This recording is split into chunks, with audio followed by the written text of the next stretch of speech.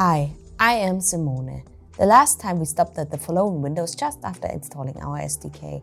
Now let me walk you through the steps that you need to perform to build your first EBCL FSA image. After you registered on our homepage, you already have gotten the hypervisor Debian binary package from us. Please place those under Results Packages. You will further need to serve the packages in an apt server. For that, simply enter the following command in a terminal. Don't you worry, if you have not remembered this command now, it is of course also included in our user documentation. If there is the need to overwrite any existing files, simply answer yes. You can find an image description for the EBCL FSA image under Images, R64, Coemo, EBCL FSH. Please just open my terminal in this folder. You can start the build by the simple command task. So now let me start the build. While this build is starting, let me walk you through the steps we are performing right now. The EBCL FSA software components are a hypervisor, the health monitor, the low integrity VM, and the high integrity VM. The here only sketched HI supervisor and health signal handler may only be included in a production release.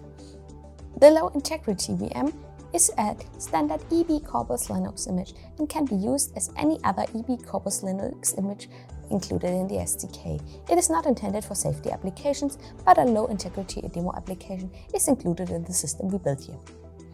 The second virtual machine, the high integrity VM, is utilizing the EBCL FSA kernel that is adapted for handling safety applications.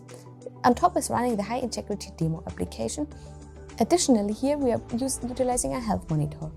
The health monitor is implementing a watchdog that is periodically triggered by the high integrity application.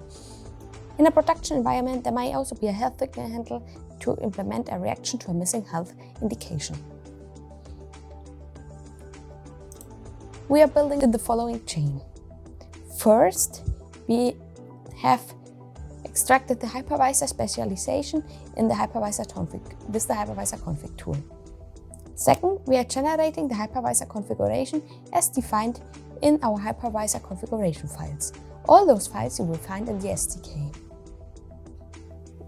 As you see here, we are also including the kernel, the init IDs, and so on for the VMs. Additionally, of course, we need to build the root file system for both the low integrity and the high integrity VM, as well as the demo applications. The root file systems and also the configured hypervisor are then integrated further with embed gen to the final image that will be started in Coemo automatically after we execute a task. Now let us take a look at the build process.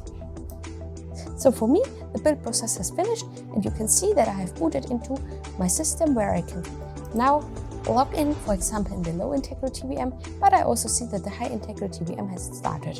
You can learn more about those VMs and their related demo applications also in our user guide or in the upcoming videos. So stay tuned and see you soon.